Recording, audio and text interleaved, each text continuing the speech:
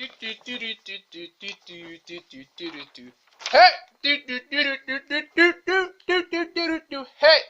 Now, welcome to Get Small Quick, but this is actually Get Enlightenment Quick, side branch of Get Small Quick.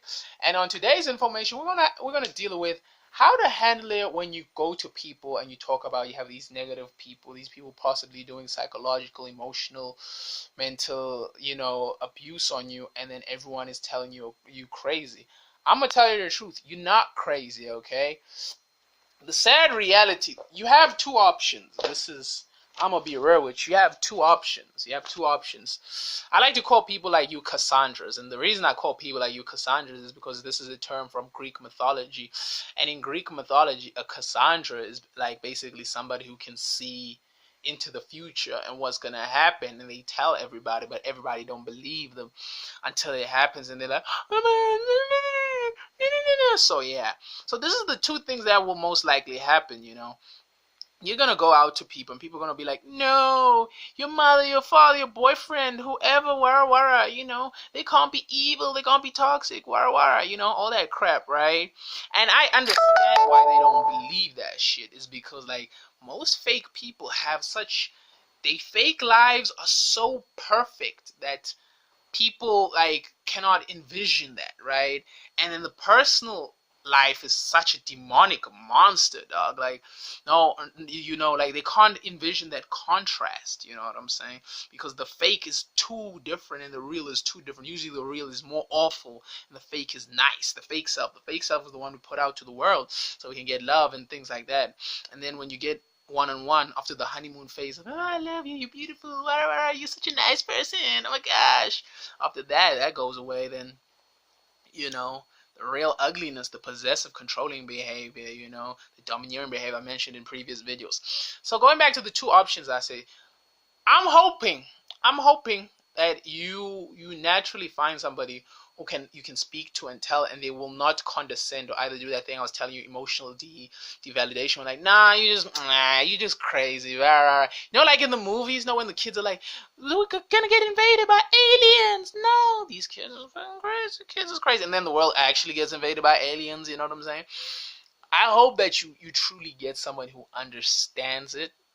What you're going through, whether it's psychological, emotional manipulation, things like that, and they can help you because the best thing is to leave the situation and leave them behind, because people like that, there's no hope for them. They literally are the personification of evil. Like, I'm being fucking serious. They're the fucking personification of evil. The second option you have, which is going to be the more realistic one, unfortunately, but is to go it on your own, and you gotta understand it. Like when you go it, I'm gonna share a personal story so you understand going on your own isn't scary. I'm gonna share a personal story so you also understand you can make it. You know what I'm saying? The thing about going on your own is that, yes, if you don't, it can be a little daunting if you don't know the guidance, but what I'll advise you is that to have an image of what is the thing you want, and have a strong emotion attached to the image, and constantly write it down using the SMART goal system, so you can work towards acquiring it slowly but surely. You know what I'm saying? Instead of being like everyone else who just wants it to happen, like, you know what I'm saying? That shit don't happen like that. So I'm gonna share a little bit of personal story, you know what I'm saying? So now, like I was saying, when you raised by people who are like narcissistic and hysteroistic, that type. I can't even fucking say that word.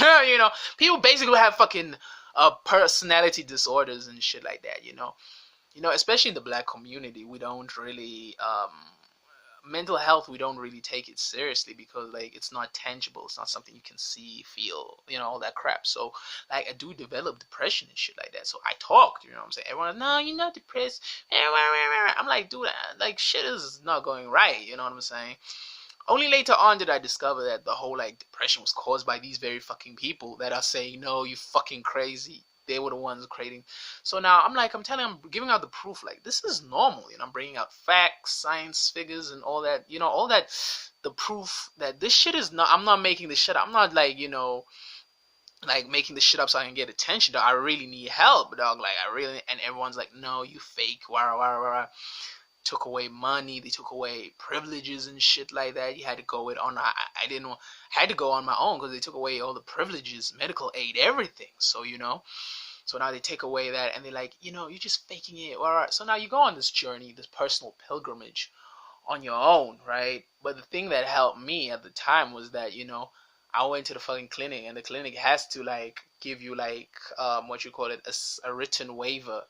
Because back, I'm not from here in Joburg, I'm from PE, right? So in PE, a clinic gives you a right of waiver where you can send like this paper, right, to get free meds from the what you call it, from what's it called, man, from the government. The government, man, the government has different sectors that deals with like mental health, physical health, like the hospitals. They also have one that you generally have like a mental ward, and then the actual hospital, because they realize it's much more cheap and convenient like that. And it's usually like in like the CBD of the city or whatever. Like, I don't know where it is here in Joe, but you need to find out where it is in you, wherever you stay. So now, like, a lot of people are like, where these meds, wara wara. I'm like, dude, like, stop telling me wara wara whatnot. You know what I'm saying? Like, give me actual scientific advice, some shit. Don't tell me like to pray, or I have demons or whatever. You got this contagious shit from white people or color. It's dumb ignorant shit like that.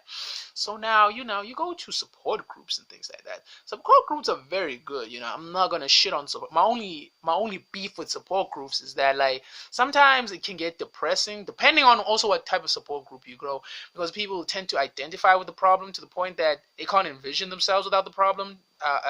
You know. But either way, you start going to support groups and shit like that. But the very funny, ironic thing, going back to the thing I was saying, like, a lot of black people don't believe in mental health because it's not tangible. You can't feel it and shit, and feel it, like, you can't feel it, see it. Oh, you can fucking feel it, but you can't touch it, hear it. You know what I'm saying? It's not measurable, like cutting an arm and shit like that. Until like my cousin, who was like the poster boy. I mean, like, this guy was perfect, fucking sexy, no homo. Dude was perfect, sexy. He's the fucking golden boy, right? He fucking kills himself out of nowhere, dog. And like, the whole family covers it up, and that's what helped me, like, take it much more seriously, like, to conquer this fucking depression shit and anxiety shit. Because, like, if they can treat somebody who was so perfect, the fucking golden boy, like, he's nothing. Like, he's fucking nothing. You know what I'm saying? Then what the fuck? They don't give a fuck about you, dog. That's the fucking golden boy, bro. The fucking golden boy. So then, I did like a lot of shit to try to figure this shit out, because I didn't have the funds and shit. So I did some shit called, I think it was the bulletproof diet. I did a lot of shit, bro. But that's one of the things that helped, nutrition wise. But the way I'll really help, that I'll advise to you, that helps with emotional, is a book called The Depression Cure, and it has like 6 steps. Like 6 steps. Like, I still even remember it today, like, because the book is so powerful. Even though the author says do not go off your meds, this book is so powerful that if you do it like every day, you do all the systems he teaches in there, you, like, even though, like, you will have the ability to actually get off meds. Because, like, the thing you realize is that depression is never the problem. It's a symptom of the problem. The problem is that maybe you never got love, or you were never truly appreciated, or either, like in my situation, like, people were just using you and shit as an extension of themselves, because they never had the love. They didn't grow out properly. You know what I'm saying? So, but going back to The Depression Cure, The Depression Cure is the best book you gotta fucking get. You know what I'm saying? It's good for healing. Like, I still remember the 6 things, dog. It's like omega-3. Get sleep, socialize, analyze your thoughts, exercise, get daylight. And he goes deep. And he goes deep into the tactics and tricks and tips and everything, technique, everything. So you can conquer it, because this guy is fucking amazing. Like, you should really, it's a blue book. It's called The Depression Cure. Amazing fucking book. Get it, get it. And then that's where, like, it got me thinking, like, I shouldn't, like, hide this, especially, like, a lot of people are struggling, especially a lot of black kids. They don't understand, because, like, a lot of parents, what I've realized is that they were abused, and their parents were abused, and their parents abused. So it creates this culture, you know what I'm saying, where a lot of people, like, have been abused, but because it's been done so much, it becomes the fucking norm. So then, when something becomes a norm, people aren't going to break away from it, even if it's a bad norm. That's why we have such a bad problem of the rich becoming rich and the poor becoming poor, because, like, rich becomes the norm, whether being rich is good or bad. Poor becomes the norm, whether being poor is good or bad. You get what I'm saying, that type of thing. So now, as going back to what I was saying, like, it's just this culture gets created, this culmination, you know what I'm saying? To the point that, people don't want to like fucking change, and it affects you and a lot of kids in the township. So that's why I'm saying, like, it's okay if you don't know, you don't, if you have to go it alone. But one thing I do want to say is that whatever you feel, bro, don't be ashamed. Whatever, explore it deeply. You know what I'm saying? Like I'm gonna tell you some things that helped me. Obviously, the obvious important things are like libraries and Google, internet, things like YouTube and all that. Those things are also obviously important, but the subliminal things I want you to do really, that really helped me, was number one, support groups. Even though I'm not a big fan of them, but they do help, especially like because like a lot of these problems we have is not the actual problem. Like I was saying previously, it's not the depression that's the problem. It's the symptoms. Excuse me for that. It's the symptom. The depression symbolizes a deeper seated problem that was imprinted in you when you were a kid and got triggered as you got older. You know what I'm saying? But what I like about support groups is that it diffuses the shame and the guilt of whatever problem you rape, whatever. You know what I'm saying? Diffuses that, and then you end up having to deal with the actual problem, because the thing is that really kills a lot of people is not really the depression or the fear or the rape or whatever the bad fucking thing happening to you. It's the shame and guilt, the fear, all those negative emotions, mostly shame and guilt, that those are usually the emotions that really kill people, you know what I'm saying? Because like in our society, if you fail, people make you feel guilty and ashamed, that's why a lot of people don't take risks, you know what I'm saying? That's how the fuck it is. It's just how the game is. So support groups are very good, but I would say don't stay forever in them, like I would say no matter whatever your problem is, get enough social support, and then depart, because I feel like sometimes it gets depressing, dog, because like Joe, like life is so beautiful, you know what I'm saying? Like it's beautiful, love, bitches, riches, you name it, good friends, good vibes and shit like that. Your life shouldn't be defined by these things. These things are just a lesson to teach you. Whether you believe in metaphysics or not, I feel like it's a lesson. There's something that can be learned, or something you have to learn in order for you to grow and ascend and become an adult instead of remaining a child, you know what I'm saying? So support groups are very important. Try and find one. If you can't find one, fucking start one, be the initiative, be the change, you know what I'm saying? So you help other motherfuckers. Next thing is having a fucking diary/journal. This is very important, because this is where like I realize, like, bro, shit is not going right in my life personally, because of like certain goals are getting difficult to achieve. Like going back, I was saying, if you want to succeed, you're gonna have to be able to have these smart goals. So like you improve gradually, steadily, you know what I'm saying? Smart goals. The S stands for specific, M starts for measurable, A starts for attainable, R for realistic, and T for time bound or timely, whatever. You can Google this shit. There are a lot of books in the library on this type of topic. If you want me to go deep, I can make that for you. Make videos on how to set goals so you achieve whatever your dreams, no matter how weird and crazy people say your dreams are, you will be able to achieve. A lot of companies have used this system to succeed, and you can use this for your personal life, whether it's getting bitches, riches, whatever the fuck you want. It fucking works. Okay, so going back to diary is a beautiful thing if you're very honest and you upfront and you tell your emotions, the good, the bad, the ugly. You tell what you see, what you saw that day, and how it made you feel, and how it triggered you, and what triggered that. Because it's very important, because the thing about a diary is that it helps you have self-awareness about yourself, especially if you're brutally fucking honest. Like, I don't like this fucking bitch. I don't care if we relate. This fucking bitch, I hate this fucking bitch. If you're really honest about that type of shit, dog, it fucking like is very beautiful, because you can track your growth. You can see like your emotions, your dips, and like just from the words and the writing and whatever, a diary. I can also like make a video for you on how to write an effective diary, so you have self-awareness and not like, because a lot of people just write to-do lists, like this is what I gotta do, this is what I felt. They don't really explore like, why the fuck am I like addicted to porn? Why am I addicted to video games? Why am I that type of shit. What am I running away from? What do I wish to have? That type of thing. Diary is very fucking important, because it's a mirror reflection of your deepest thoughts and whatnot. So if you want videos on how to like have diary entries and type of shit like that, I can do that. Next thing that's very important is to trust your heuristics. Your heuristics are like your instincts, but they're much more higher evolved. They're like your cognitive bias, your cognitive biases. The cognitive biases are shortcuts people make to make sense of the world, because there's so many dynamics in life. If you notice, a lot of the great intellectual speakers, they didn't study, like, let's say for example, like a dude like Daniel Kahneman.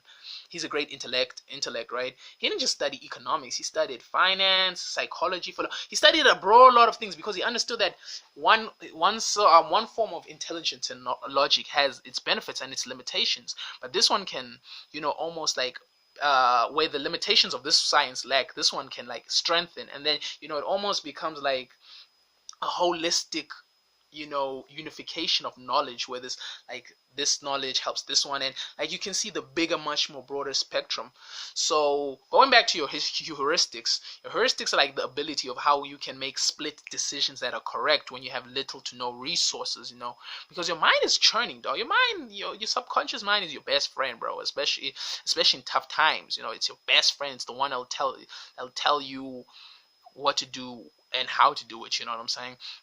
So always trust your heuristics. If your heuristics say something's not right, explore it, get the realizations you need, and leave if you have to leave, or try and solve it. Whatever you need to, listen to your heuristic, your instincts, those type of things, because like through evolution, these problems are not new. If I can be honest with you, they've always been there. They've been hidden in mythology, fairy tales. Evil people have been like. It's just the thing is that talking about these things makes people feel uncomfortable and touchy. That's how it is. So the next thing is very important, is to go to a quiet place and meditate for guidance. This is very important, where you sit down and you get in touch with the real you. I like to say, like, honestly, is this me? Or honestly, whatever, honestly, blah blah blah, or is this truly blah blah blah, whatever. And then you listen to that voice, and that voice is not in the beginning when you start this, it's going to be all quiet. It's going to be like, no, yes, no. But as you practice, it'll no longer stop taking. It'll usually maybe take you 3 minutes, 5 minutes, and then it's gonna get shorter, and the voice is gonna get louder and louder and louder. It's gonna scream. So so it's very important. I can make videos on meditation and whatnot if you want those. But basically, the one I prefer is just sitting. Is obviously sitting, quiet place, relaxing your body, either through breathing, and then you hold it in your diaphragm, and then you release it through your mouth. So you inhale through your nose, and then you release through your mouth, and you hold it in your diaphragm. You don't breathe through your chest. That creates anxiety and that flight or fight, tension. Another way as well, you always got to relax yourself, because as humans, we carry a lot of tension. You can like stiffen the muscles in your forearm, I don't know what the fuck this shit's called. Your pecs out. No, that's I don't know what the fuck this is called. But you get the point. You relax your forehead muscles. You relax your facial muscles. You tense them. Then you tense your chest muscle. Then your stomach. And then you tense and release. You tense and release. You tense until your body feels supple. Like it's just like that, all supple. It's just supple. You tense until you get to your toes and your feet. You tense the muscles, then you release. Then you tense the muscles, then you release until your body feels all supplely. It just feels all supplely like that. Once you do that, because you want your body to be in a really reciprocal state where you just let go and get the real answers. Whether the real answers sound nice or ugly doesn't matter. We want the real answers so we can go forward. So the next thing is that after you've done that, accept whatever answer you get, from your subconscious, or whatever your heuristics, your instincts, or your intuition. Accept it. It's just the way it is. You never do tolerance, because like in our society, tolerance is just like accepting something that you dislike. It's not right, you know what I'm saying? Because it creates a lot of repressed anger, bad emotions that don't know how to be released properly, you know what I'm saying? So don't just tolerate, get acceptance, knowing that it won't change. It's alright, But what I would hope for you mostly is that not you actually going it on your own, you know what I'm saying? That you find, like, you find therapists if you can, counselors if you can. The best things I would say is try and find mental health NGOs or governmental organizations or charities that liaise with private sector, because those people, even though they might say they'll help you for 3 sessions, 4 sessions, or 2, whatever, make those 2, 3, 4, 5, whatever, how many sessions they give you. It's not going to be a lot. because like it's a loss to them. It's you understand what I'm saying? It's a loss, you know. They're just doing in jail for tax benefits and to look good, you know. It's I. We don't care. We just care about us getting better as people. Whatever those issues become, you know how many not issues. I mean, how many sessions you get, you know. Dedicate, be immersed in bettering yourself and just going hard, you know, just trying to solve that shit as quickly and as efficiently as you can, so you naturally go back to being awesome, you know. I'm gonna tell you the truth. There is hope. You can get better. Whether you actually get the help, I'd wish for you to get the help, but the reality says no. But if you can, you fucking lucky. Latch onto that help. Leave the situation. Get better. If you can't, go out and find the help. Read books. You know, like, did you do the options, the strategies I told you, especially the book The Depression Cure is fucking amazing. I will always reference that book. It's fucking amazing. I'm being serious. Do, like, especially get that fucking book for the emotional healing and just being a better fucking person. That book is fucking amazing. It'll take you from, you know, being to like, yes, I feel powerful, alive. I feel controlling and I feel dominant. So in today's episode, we just dealt with how to deal with if you're going through family issues or whatever issues you're going through, dog. And people are saying, you know, they undermine, they're doing emotional devalidation, like they're undermining your emotions and whatnot. We dealt about what to do, where to go, the types of people, you know, the types of, not necessarily the types of people. I can make a video if you want that, the type of how to find the right psychologists and the right therapists.